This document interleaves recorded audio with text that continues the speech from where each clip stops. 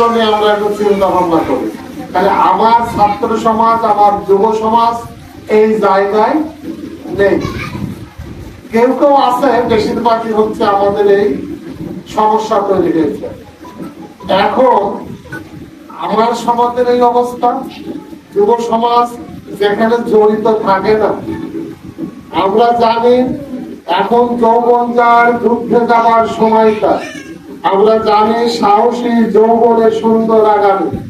তাহলে যৌবন কালে আমরা সমাজকে কিছু দিতে পারি, যৌবন কালে আমি আমার পরিবারকে দিতে পারি, বৃদ্ধ মানুষ দিতে পারে। আমার 70 বছরের বাপকে দিয়ে তো আর কাজ হয় না, তার আর ঘরে থাকার জায়গা হয় না।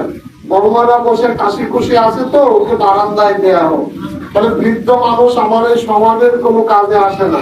তাহলে আমার যে গোল্ডেন এজটা, এই এদের মানুষরা সমাজের জন্য কাজ করতে পারে, পরিবারের জন্য কাজ করতে পারে। তাদেরকে আমরা ধর্মীয় মূল্যবোধে জাগ্রত করতে রাজি না। আবার ভূমিকা শুধু ওদের নয় না, আমাদেরও দোষ আছে। কি দোষ আছে? আমি ভগবানের কাছে আমি একদম চাইনি যে আমার সন্তানরা ধর্মীয় মূল্যবোধে জাগ্রত হোক। আপনার কয়টা বাচ্চা? হ্যাঁ, ভগবান আপনাকে 2টো পুত্র দিয়েছে। যখন পুত্র পেটে ছিল তখন আপনি ভগবানের কাছে কি প্রার্থনা করেছিলেন বলুন তো দেখি, সত্যি করে বলুন, কি প্রার্থনা করেছিলেন? ওরা বেঁচে থাক, আয়ুষ্মান ভব, তাই তো? আর ভালো লেখাপড়াই হোক। কোন সময় ভগবানের কাছে বলেছিলেন অনাদিরাদি গোবিন্দ, আমার গর্ভে যে সন্তান তুমি পাঠিয়েছো সে যত বড় বিদ্যান হোক, যত বড় বিদেশে যাক, ডাক্তার হোক, ক্যাডার হোক, বিশেষ ডাক্তার ক্যাডার হোক, কিন্তু এই সন্তানটি তোমার, এই সন্তান ভূমিষ্ঠ হওয়ার পরে মানুষ করার দায়িত্ব তোমার। তোমাকে তোমার মতো করে তুমি এই সন্তানটিকে করে দিও প্রভু। অনুদ্যমী কই হলো না? অনুদ্যমী তাহলে কথা সাপোর্ট হোক। যদি কোনো কথা ভালো লাগে তাহলে সাপোর্ট দেন, তাহলে এই কথাটা ভালো না। তা আমি চাইনি, আপনি কি চাইছিলেন? ভগবানের কাছে দায়িত্ব দিচ্ছিলেন, যখন কৃষ্ণ ভক্ত করে নাও, দিচ্ছিলেন না? এইরকম মায়ের মতো আমরা সকল মা, আমরা ভগবানের কাছে কখনোই সন্তানের কৃষ্ণ ভক্ত হওয়ার জন্য প্রার্থনা করি না। আমরা ভগবানের কাছে কখনো সন্তানকে মানুষের মতো মানুষ হওয়ার জন্য বলি না, ধার্মিক হওয়ার জন্য বলি না। বলেছি কি ভগবানের কাছে? চাইনি। ভগবানের কাছে কি চেয়েছি? তুমি যদি ক্লাস পায়ে দাও হে ভগবান, আমি এবার শিক্ষা গুণের মানুষা করে চোখি দুটো কি লাগিয়ে দেবো, সোনার কিছু একটা। মা কালীর কাছে প্রার্থনা করছেন শাড়ি কিনে দেবো। আর কি করেছেন? যদি পাস করে ক্লাস পাই তাহলে বৈষ্ণব সেবা দেবো। তাহলে আপনি কি ধরনের ভক্ত হলেন? ভক্ত তো 2 প্রকার, সকাম ভক্ত, নিষ্কাম ভক্ত। তাহলে আপনি সকাম ভক্ত, আপনার চাহিদা বেশি, আপনি আপনার মধ্যে চাহিদা আছে, আপনি নিষ্কাম ভক্ত হতে পারলেন না। আপনি ভগবানকে, আপনার সন্তানকে ভগবানের কাছে অর্পণ করতে রাজি না। আমার ভগবানের কাছে যা চাওয়া যায় তাই পাওয়া যায়। ভগবানের কাছে যদি বলেন সন্তানকে কৃষ্ণ ভক্ত করে দেন, তাহলে অবশ্যই ভগবান তাকে কৃষ্ণ ভক্ত করে দেবেন। আর ওই যে চাইছেন দিদি ভাই আমেরিকায় যাইতে হবে, আমি সবকিছু করলো, আপনার অর্থ বৃত্ত সবকিছুই হয়েছে, কিন্তু হঠাৎ করে দেখলেন কি আপনার ছেলে ঘরে নাই, আপনার ছেলে খ্রিস্টান, বৌদ্ধ, ইসলাম এই যত কোনো একটা হয়ে চলে গেছে। কেন হয়েছে? না কলঙ্ক তো হিন্দুই ছিল, মাঝে মাঝে পূজা পার্বণে যেত, কিন্তু পূজা পার্বণে যেত কিন্তু ঠাকুরকে ভয় দেখাতো, তাই তো? ঠাকুরকে কিভাবে ভয় দেখাতো? আমরা অভ্যাস করেছি কি ছোটবেলায় সন্তানদেরকে নিয়ে আসি, অনেকেই নিয়ে আসি না, আবার অনেকে আনি না। আমাদের তুই পড়াশোনা কর, তবে ঠাকুর বাড়ি যাওয়ার দরকার নয়, তাই তো? এরকম করে আবার ঠাকুর বাড়িতে যখন বাচ্চারা যায় কিন্তু আমাদের ছাত্ররা যায়, তখন আমরা কিভাবে ঠাকুরের প্রণাম করতে হয়। যেমন যদি আমি দুর্গা ঠাকুর দেখি, কালী ঠাকুর দেখি, তাহলে তো ধরাত করে বলবো সর্বে মঙ্গল মঙ্গলে শিবে সর্বার্থে সাধিকে শরণ্যে ত্র্যম্বকে গৌরী নারায়ণী নমস্তে। আমার এই মন্ত্রটাকে শিখাইছে আমার বাচ্চারে, তাহলে কেমনে প্রণাম করবে? যদি বলে প্রণাম কর, জড়ার তো করবেই না, ষষ্ঠাঙ্গে করবেও না, এরকম করে একটা কিল দেখাতে এরকম করে, এরকম করে না, এরকম একটা করে প্রণাম হয়ে গেল। আপনি দেখেছেন এই কয়েকদিন আগে আমি নরেন্দ্র মোদীকে দেখলাম যে ষষ্ঠাঙ্গের জনগণকে প্রণাম করছে, জনার্দনকে ষষ্ঠাঙ্গে প্রণাম। মানুষের প্রতি যে ভক্তি শ্রদ্ধা তাদের মধ্যে আছে, তাই তারা উপরে তৎপর করে উপরে উঠে যাচ্ছে। আর আমার মধ্যে ভক্তি নেই, শ্রদ্ধা নেই, ঠাকুর দেখলে হিংসা হয়, ঠাকুরের দিকে তাকাই না। আপনি দেখবেন আপনার গায়ে হিন্দু লেখা থাকে না, থাকে কি লেখা থাকে না, কিন্তু মা আপনাদের থেকে বোঝা যায় যে আপনার একটা হিন্দুর উপরে। কিন্তু আমার ইয়ং পোলাপানের কি বোঝা যায়? ছেলে মেয়েদের ইয়ংদের আর বোঝা যায় না। তাহলে আমরা কি দেখে বসবো? আমাদের সনাতন ধর্মীয় কিছু কালচার আছে, সংস্কৃতি আছে, সেই সংস্কৃতি গুলো দেখে তো আমাদের বুঝতে হবে হিন্দু। আমরা মন্দির দেখলে সাইকেলটা ফলো করি না, করি মোটরসাইকেল চালাই চলে যায়, পাশে মন্দির থাকে, একটু ফলো করে একটা প্রণামত করা যায়, শিব মন্দির থাকে, কালী মন্দির থাকে। আমাদের হিন্দুরা সেগুলো করে না। হিন্দুরা তাদের কালচার ধরে রাখার জন্য চেষ্টা করতে হবে। পৃথিবীর সমস্ত জাতি গোষ্ঠী, পৃথিবীর যত বর্ণ উপবর্ণ আছে, সবাই কিন্তু তাদের নিজস্ব কালচারটা সংস্কৃতি ধরে রাখার জন্য লড়াই করে, সংগ্রাম করে। আমরা তা করি না। ওই মাত্রে দায়িত্ব আমরা তা করি না। তাহলে আমরা আমাদের সংস্কৃতি রক্ষার জন্য কোনো লড়াই করছি না। আমাদের সংস্কৃতি রক্ষার জন্য আমরা কোনো লড়াই করছি না। তাহলে আমাদের রক্ষাটা হবে কি করে? আমাদের ধর্মটা টিকবে কি করে? আমরা যেটা মনে করি ভগবান আছে কি নেই সেটা পরের ব্যাপার, কিন্তু আমি সনাতনী। আমি যদি স্বীকার করি আমি সনাতনী, আমি যদি স্বীকার করি আমি হিন্দু, তাহলে আমার কি পালন করতে হবে? ভগবান পাবো কি না পাবো সেটা পরের কথা না। আমার স্বীকার করতে হবে আমার সনাতনী যে সংস্কৃতি, সেই সংস্কৃতি আমার পালন করতে হবে। তাই যদি পালন করতে হয়, আমার বাচ্চাকে কেন একটু তুলসীর বেলা গলায় দিয়ে তাকে স্কুলে পাঠাননি? কয়জন পাঠিয়েছেন? কয়জন মা পাঠাতে পেরেছেন? মা তুই তুলসীর বেলা, আচ্ছা বলুন তো দেখি, যে মেয়ে তুলসীর বেলা গলায় নিয়ে পাঠশালায় যায়, স্কুলে যায়, তাকে রিকোয়েস্ট করে না, ওই মেয়ে ধর্মান্তরিত হওয়ার কোনো চিন্তাই থাকে না। কারণ যারা তাকে ইফতিস করবে, ধর্মান্তর করানোর জন্য চেষ্টা করবো, সে আগে থেকে বুঝে পড়বে এর পিছনে লাগে লাভ হবে না, এলো কট্টর হিন্দু, গলায় মালা আছে এ কট্টর হিন্দু, কপালে ফুটা আছে কট্টর হিন্দু। কট্টর হিন্দুর কাছে তারা কখনো আসবে না। কাদের কাছে আসবে? যখন বসবে খুব সেকুলার। কিছু আমাদের মেয়েরা আসে না, আমি সেকুলার, আমি সেকুলার, আমি খুব সেকুলার, আমি এইসব ধর্ম মানে আছে না, এরকম ছেলে মেয়ে আমাদের মধ্যে। তুমি নাই সেকুলার বাবা, তুমি সেকুলার হলে ভালো কথা, কিন্তু তুমি যাদের মধ্যে বসবাস করতে হয় পৃথিবীতে যতগুলো ধর্ম আছে তারা তো সেকুলার হয় না, ওদের সন্তানরা সেকুলার হয় না। আপনি কয়েকদিন আগে দেখেন ভারতবর্ষে তামিলনাড়ুতে দেখেছেন, ওই যে সেনাপতি বিজয়, সে একদম খ্রিস্টান, 80%-এরও বেশি ভোট সেখানে রয়েছে, হিন্দুদের ভোটে সে পাশ করেছে। আমরা হিন্দুরা ভোট দিলাম, ভালো কথা, কারণ হিন্দুরা তো সেকুলার। আমাদের ধর্মটা আমাদেরকে সেকুলারিতে শেখায়। আমরা হিংসা করি না, আমরা অসাম্প্রদায়িক। কিন্তু ওই বিজয় তো যীশু খ্রিস্টের ছবি সারা মিছিলে যায় নাই, বিজয় তো ঠিকই যীশু খ্রিস্টের ছবি দিয়ে চলে গেছে। কিন্তু আমি যদি এখন আমার কাছে যে কোনো সামাজিক কাজে কৃষ্ণের একটা ছবি বুকে ঝুলাই নেই, তাহলে আমি সমালোচিত হবে, এই লোক খুব মৌলবাদী, এ লোক ভালো না, এ লোক সাম্প্রদায়িক। তাই হবে, অন্যরা করলে সাম্প্রদায়িক হয় না, আমরা করলে হয়ে যায় সাম্প্রদায়িক। সুতরাং সেকুলার সেজে ধর্মটাকে নষ্ট আপনারা করে দেবেন না। আপনার সন্তানদেরকে নিষেধ করবেন যে বেশি সেকুলার সেজে সনাতনী সংস্কৃতি থেকে দূরে গিয়ে আপনার ধর্মটাকে আপনি জলাঞ্জলি দেবেন না।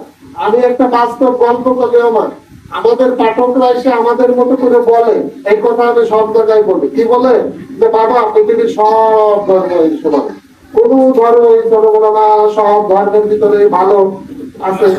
ভালো কথা তো সব ধর্মই আছে আমার, এই সমান যদি হয় সবকিছু, তাহলে এই বাংলাদেশে আমি হিন্দু থাকবো কেন? এটা হলেই তো হইল।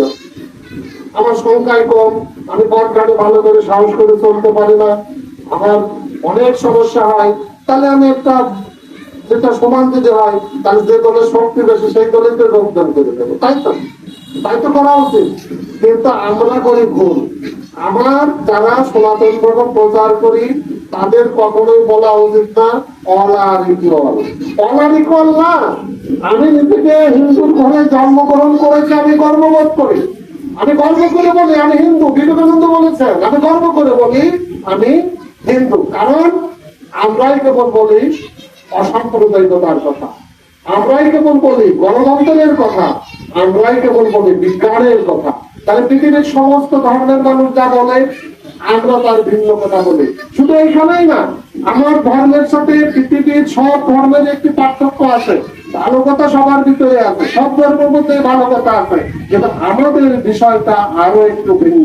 সেই জন্য আমি এবার আলোচনায় নিয়ে আসতে চাই যে আসলে আমাদের ধর্মের সংজ্ঞাটা কি। আমাদের ধর্ম একটি সংস্কৃত শব্দ। এই সংস্কৃত শব্দে অ্যাকচুয়ালি বাস্তবে ইংরেজিতে কোনো এর প্রতিশব্দ নেই। এই ধর্ম সম্পর্কে ব্যাসদেব বলেছেন যে ধর্মটা এমন একটা জিনিস যে একজন সৎ মানুষ, ভালো মানুষ, যে দুর্নীতি করে না, ঘুষ খায় না, অকাম করে না, মানুষকে ঠকায় না, এই যে ভালো মানুষের যে কর্মকাণ্ড, সেই কর্মকাণ্ডের সমষ্টি আছে সনাতন ধর্মের রীতিনীতি। ব্যাসদেব কি বললেন যে একজন ভালো মানুষের দৈনন্দিন যে কর্মকাণ্ড করে সেই কর্মকাণ্ড সমষ্টি হচ্ছে আমাদের ধর্ম। তাহলে আমাদের ধর্ম মানে কি? আমাদের ধর্ম যদি কপালে সিঁদুর থাকে কিংবা কপালে তিলক থাকে তাহলে কি আমি ধার্মিক? নিশ্চয় আমি তাহলে ধার্মিক না। কারণ আমার কর্মকাণ্ড যদি ভালো মানুষের মতো না হয়, আমার কর্মকাণ্ড যদি সব মানুষের মতো না হয়, তাহলে আমি ধার্মিক না। আমি যতই সাজি না কেন আমি ধার্মিক না। আমাদের ব্যাসদেব এটি বলেছেন। আমাদের সনাতন ধর্মের একজন বিখ্যাত দার্শনিক ছিল, যোগ দর্শনে তিনি বই লিখেছেন, পতঞ্জলি নাম। উনি বলেছেন কি যে আমাদের সনাতন ধর্ম এক ধরনের শক্তির সমন্বয়। কিসের শক্তির সমন্বয়? উনি ব্যাখ্যা করেছেন প্রত্যেকটি বস্তুর মধ্যে একটি শক্তি আছে, যে শক্তি ওই বস্তুর ধর্মগুলোকে ধরে রাখে, ওই বস্তুর ধর্মগুলোকে ধরে রাখে।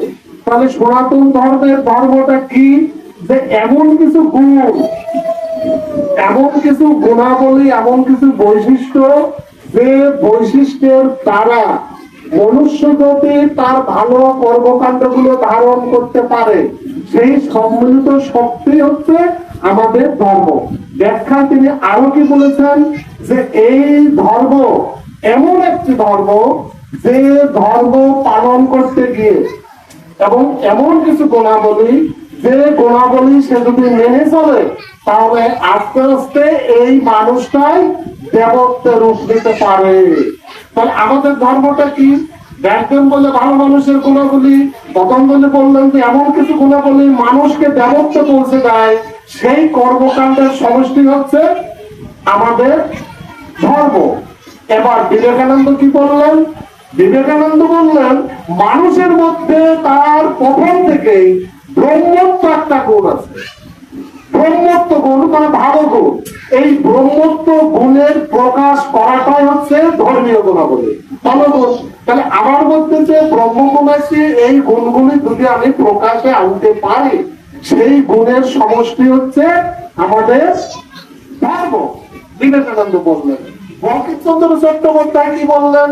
বললেন যে ধর্ম মানে হচ্ছে পরার্থ, পরতা, পর উপকারিতা, আত্মকেন্দ্রিকতা নয়।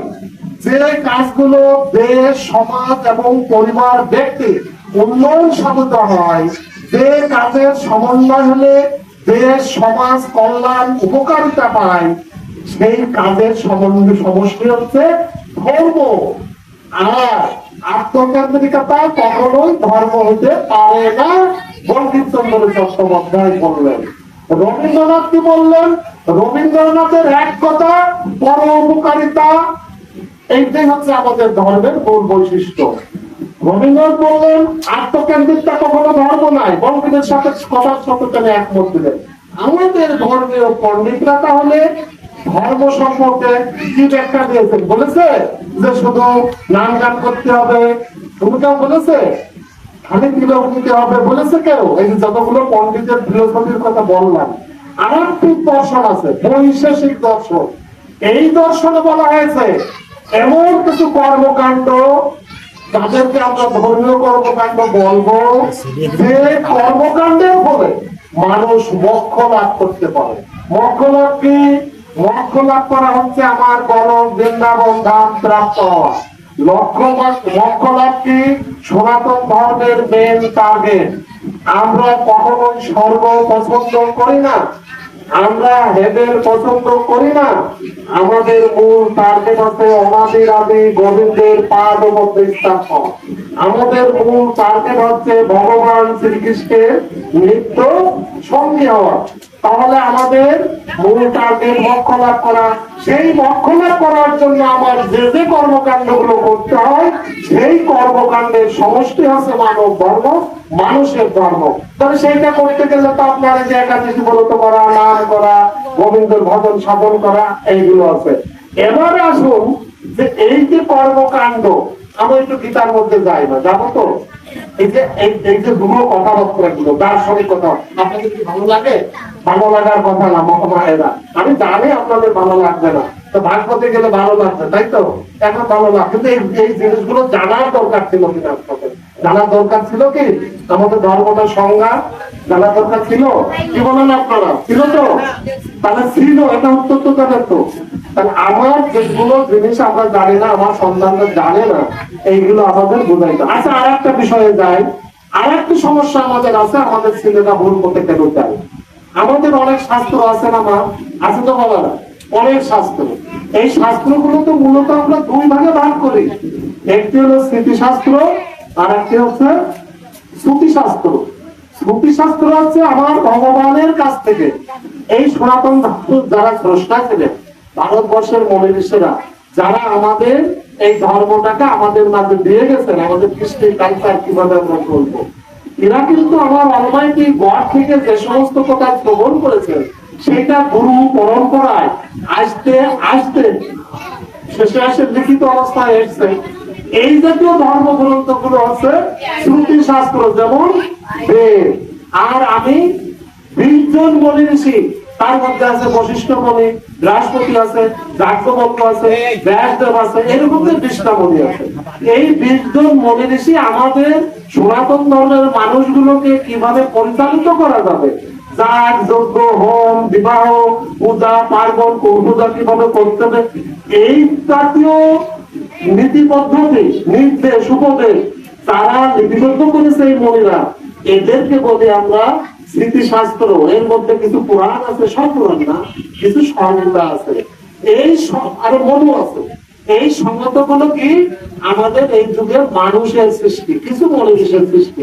তাহলে আমরা অনেক সময় বলি কি, আমাদের ধর্মের বিরুদ্ধে যারা আছে, যেমন নাস্তিকবাদী বৌদ্ধরা, বৌদ্ধরা বেদকে মাইনাস করে দিল, বৌদ্ধরা ভাগবত মানবে না।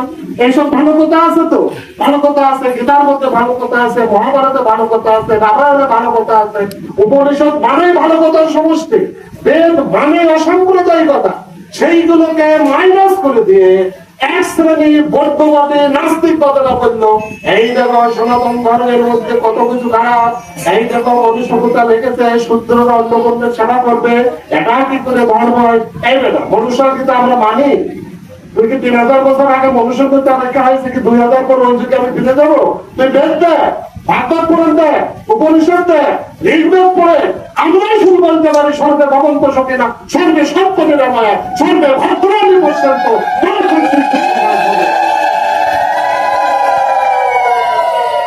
আচ্ছা মা, একটা সোনার মতো জিনিস, সোনার তৈরি জিনিস, অনেক মূল্যবান জিনিস, এই মূল্যবান জিনিসটাকে ঘরে রাখতে রাখতে দীর্ঘদিন পুরানো হয়ে যাওয়ার পরে এক শয়তান এসে, এক ভদ্রলোক এসে এই সোনার জিনিসটাকে সিদ্ধির করে ফেললো। সিদ্ধির করার পর আপনি কি করবেন? এটা নষ্ট হয়ে গেছে ফিরে দেবেন, না সিদ্ধিরটা সেরে নেবেন? কোনটা করবেন? সেরে নেবেন না ফেলে দেবেন? সেরে নেবেন। সোনার জিনিসটা ফেলা উচিত না, অনেক দামে না দামে। তাহলে আপনার সিদ্ধিটা সেরে নেওয়া ভালো নাকি ফেলে দেওয়া ভালো? তা কিছু ভদ্রলোক আছে এত ভালো জিনিস, কেউ বা কেউ এসে একটু সিদ্ধির করেছে বা ওটা ফেলে দেওয়া, মানে সনাতন ফিলোসফি এত ভালো জিনিস পরে কেউ না কেউ এর ভিতরে একটু গোমূত্র পাইছে, ওটা ফেলে দাও। তাহলে ওরা কত বড় বদ এবং কত বড় খারাপ যারা সনাতন ধর্মের আসল তত্ত্ব না জেনে, সনাতন ধর্মের ফিলোসফি দর্শন কর্মকে না বুঝে, সামান্য করে সংহিতা থেকে একটু ভুল ত্রুটি বের করে এই ধর্মটাকে মাইনাস করার চক্রান্ত করে, ষড়যন্ত্র করে, এবং বৌদ্ধ ধর্ম এই কারণেই করেছিল। আজকে বলুন তো দেখি, বিবেকানন্দের একটি লেখায় আমরা পড়েছি, বিবেকানন্দ দেখাতে চেষ্টা করেছেন পৃথিবীতে যতগুলো ধর্মীয় দর্শন আছে, সনাতন ধর্মের মতো এতটা আক্রান্ত কোন ধর্মীয় দর্শন হয়নি। যখন বৌদ্ধদের ভারতবর্ষে জন্মগ্রহণ করেছে, বৌদ্ধ ধর্মের প্রাদুর্ভাবের কারণে সনাতন ধর্মের মনি ঋষিরা পণ্ডিতরা তিনি বেড়েছিল, সনাতন ধর্মের মনে হয় দিন শেষ। কিন্তু আমাদের শঙ্করাচার্য ঋষি অরবিন্দ থেকে শুরু করে শঙ্করাচার্য পর্যন্ত ভারতবর্ষের সনাতন ধর্মে দীক্ষিত, সনাতন ধর্মের পণ্ডিত বর্গ ও রাজ্যভট্ট ব্রহ্মগুপ্ত ওই মণিসূত্র থেকে শুরু করে হাজারো পণ্ডিতের সাধনার বলে তারা প্রমাণ করতে বাধ্য হয়েছে যে শুধুমাত্র রাষ্ট্রীয় ভয়ে, রাষ্ট্রীয় নির্যাতনের কারণে, রাষ্ট্রীয় প্রভাব দিয়ে একটি বাজে ফিলোসফি কিংবা একটি নতুন নাস্তিকবাদী দর্শনকে তুমি যতই সারা পৃথিবীতে ছড়িয়ে দেওয়ার চেষ্টা করো না কেন, সনাতন ধর্মের আদর্শ, সনাতন ধর্মের নীতি জ্ঞান সমস্ত ফিলোসফিকে একেবারে কণ্ঠাসা করে দিয়ে সনাতন ধর্ম আজও ভারতবর্ষে বরবাদ করে উঠছে। এখন সারা পৃথিবীতে সনাতন ধর্মের মানুষ দিন দিন বেড়ে চলেছে। তাহলে আমরা ভারত জিনিসটাকে সবসময় রিসার্চ করে দেখানোর চেষ্টা করতে চাই যে আমার ধর্মের মধ্যে কোনো ভুল ত্রুটি নাই। বৌদ্ধ ধর্মই শুধু না, একজাতীয় শিখ ধর্ম তারাও সেদিন উদ্ভব হয়ে বলেছিল সনাতন ধর্মের ভুল ত্রুটি ধরে দিয়ে এক শ্রেণীর মানুষকে সেদিন তারা ধর্মান্তরিত করে আলাদা একটি ধর্মের তৈরি করেছিল। আমার দেখেছিল জৈন ধর্ম ঠিক একইভাবে করেছে, এইভাবে নতুন নতুন ধর্ম এবং উপধর্মের সৃষ্টি করেছে। সনাতন ধর্মের মাঝ থেকে তারা বেরিয়ে গিয়ে আরেকটি ধর্মের উপধর্ম তৈরি করে আমরা কিন্তু এখনো টিকে আছি। আপনারা চর্চা করে দেখেন, সারা পৃথিবীতে প্রাচীন যে সমস্ত ধর্মীয় দর্শন ছিল, সমস্ত দর্শন কিন্তু ধ্বংসপ্রাপ্ত হয়েছে। গ্রিক দর্শন ধ্বংসপ্রাপ্ত হয়েছে, অ্যারাবিক ফিলোসফি, অ্যারাবিক দর্শন কিন্তু এখন আর নাই। পারস্য দর্শন ভূমণ্ডিত হয়েছে, মিশরীয় দর্শন, প্রাচীন মিশরীয় দর্শন সেগুলো আমাদের ভূমণ্ডিত হয়েছে। গ্রিক সভ্যতা এখনো খুঁজে পাওয়া যায় না। আর ৬,০০০ বছরের, ৮,০০০ বছরের আগে থেকে যে ফিলোসফি আজও আছে, আমরাই শুধু টিকে আছি। আমাদের সভ্যতা এতটাই ভালো, আমাদের সভ্যতা এতটাই দৃঢ় যে সভ্যতা মানুষের কথা বলে, যে সভ্যতা মানুষের দৈনন্দিন জীবনের কথা বলে, যে সভ্যতা মানুষের মনের কথা বলে, যে সভ্যতা মানুষের চাহিদার কথা বলে, সেই সভ্যতা সনাতন ধর্মীয় দর্শন। উপস্থিত ভক্তমন্ডলী দুঃখ হয়, কষ্ট হয়, এত সুন্দর একটি ধর্মীয় দর্শন পেলে যখন আমার সন্তান ধর্মান্তরিত হয়ে যায়, যেখানে বেদভোগ থেকে শুরু করে ভাষার বিজ্ঞানী পর্যন্ত এই সনাতন ধর্মের আকর্ষণে দীক্ষিত হয়েছে, তারপরে আমার সন্তান যখন বলে যে এই দর্শন ভালো না, তখন কষ্ট হয়। যে দর্শন অসাম্প্রদায়িক চেতনায় বিশ্বাসী, যে দর্শন মানুষের জন্ম থেকে মানুষকে অসাম্প্রদায়িক করে তোলে, সেই দর্শনকে তুমি ভুলরহিত করতে চাও। অনেক প্রশ্ন আমাদের কাছে আসে, আমার সন্তানরা আমার সনাতন ধর্মের ক্ষতি হওয়ার জন্য, হিন্দুরা যত আমরা সনাতন ধর্মকে ক্ষতি করার জন্য চেষ্টা করি, পৃথিবীর অন্য ধর্মের মানুষ কিন্তু আমার ধর্মকে এই মুহূর্তে বর্তমান প্রেক্ষাপটে যে অবস্থার সৃষ্টি হয়েছে, এই অবস্থা আমরাই আমাদের বেশি ক্ষতি সাধন করার চেষ্টা করছি। কারণ আমরা শ্রীকৃষ্ণের বিরুদ্ধে বক্তব্য দিই। বিশ্ববিদ্যালয় থেকে পাশ করার পরে অনেক হিন্দুকে দেখেছে আমার অনাথ জাতি গরিবের বিরুদ্ধে বক্তব্য দিত। আমি তাদেরকে জিজ্ঞাসা করতে চাই, আপনারা যখন আমার মা কালীর বিরুদ্ধে বক্তব্য করেন, আপনারা যখন দুর্গা ঠাকুরের বিরুদ্ধে বক্তব্য করেন, আপনারা যখন শ্রীকৃষ্ণকে সমালোচনা করে বক্তব্য করেন, আপনার কি ক্ষমা থাকে যীশু খ্রিস্ট নিয়ে সমালোচনা করতেন? আপনার কি একটু স্পট আছে ইসলাম ধর্মকে সমালোচনা করতে? শুধু পারেন শুধু একটি সহিষ্ঠ মাটির মতো মানুষ যে ধর্ম তৈরি করে, সহিষ্ঠ উচ্চ স্বরে যে ধর্মের মানুষগুলো বলতে থাকে, যে ধর্মের মানুষ হাজার সমালোচনাকে সহ্য করার ক্ষমতা রাখে, সেই বৈষ্ণববাদের ধর্ম আমার সনাতন ধর্ম, আমার হিন্দু ধর্মীয় দর্শন। সেই দর্শনকে আমার মধ্য থেকে আমাকে সমালোচনা করবা, এটাকে মেনে নেওয়া যায়? এটাকে মানার মতো সনাতন ধর্মে কাউকে কিছু বলবে না বাবা। তোমার নাস্তিক মতো বিশ্বাস হয়, তুমি নাস্তিক হয়ে যাও, আমরা তোমার ভোটদান নিতে যাবো না। তুমি যে কোনো দর্শনে বিশ্বাস করো, সনাতন ধর্মের ছেড়ে চলে যাও, সনাতন ধর্মের মানুষ তোমাকে কিছু বলবে না। কিন্তু সনাতন ধর্মের মধ্যে থেকে সনাতন পরিচয় দিয়ে তুমি সনাতন কৃষ্ণের কালচারকে তুমি সমালোচনা করবে, মানুষের সামনে আমার সমালোচনা করবে, আমার দেব দেবকে করবে, আমার শ্রীকৃষ্ণকে করবে, আমার রামকে করবে, এইটা তো আমরা সনাতনেরা মেনে নিতে পারি না। এর প্রতিবাদ হওয়া উচিত। আপনাদেরকে বলে গেলাম সংখ্যায় আপনারা একজন, কেউ যদি শ্রীকৃষ্ণকে দুর্নাম করে, শ্রীকৃষ্ণকে সমালোচনা করে, কেউ যদি মা কালীকে সমালোচনা করে, কেউ যদি দুর্গাকে সমালোচনা করে, সনাতন ধর্মের দেব দেবতাকে সমালোচনা করে, আপনারা তার বিরুদ্ধে আন্দোলন করে তুলবেন, সামাজিক ভাবে তাকে বয়কট করবেন, পরিষ্কার বলে দেবেন। আপনি যদি সনাতন মধ্যে থাকেন তাহলে বহু দেবতাকে বিশ্বাস করতে হবে। একটি প্রশ্ন আমি সেদিন করলাম, একটি টক শুনতে পেলাম, একজন বলছিল যে যদি একটি দেশে হিন্দু ধর্মে রাষ্ট্রীয় ধর্ম যদি হিন্দু হয়, সেই দেশে কি অন্য ধর্মের মানুষ কেমন করে ঠিক মতো বসবাস করবে? উত্তরে আর একজন বলল, সনাতনীরা কখনো একটা নির্দিষ্ট মৌলবাদী হতে পারে না। সনাতন ধর্মের মধ্যে প্রতিটা পরের বা পরিবারের মধ্যে বহুত্ববাদ রয়েছে।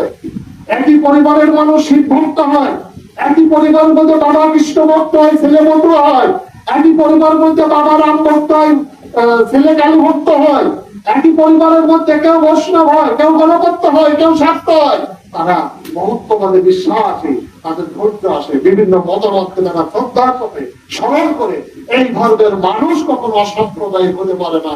এই ধর্মের মানুষ বহুত্ববাদে বিশ্বাস করে। এই ধর্মের মানুষের পণ্ডিতরা আজীবন বলেছে যত হোক তত মত। এই ধর্মের মানুষরা বলেছেন সবার উপরে মানুষ সত্য, তাহার উপরে নাই। এই ধর্মের মানুষ তো বলেছেন এই বিশ্ব চরাচর, আমাদের বিবেকানন্দ ঘোষণা করলেন এই বিশ্ব চরাচর, উচ্চ ঈশ্বরে ঘোষণা করলেন এই বিশ্ব চরাচর জীবে প্রেম করে যেজন সেইজন সেবিতে ঈশ্বর। তারা বলেছে আমার ধর্মের মানুষ, আমার ধর্মের পণ্ডিত, আমার ধর্মের আমাদেরকে বলেছে। প্রিয় ভক্ত মণ্ডলী, এই কথাগুলো যদিও সংশ্লিষ্ট কথা, কাহিনীর কথা নয়, প্রভু আমাদের শাস্ত্রের কথা।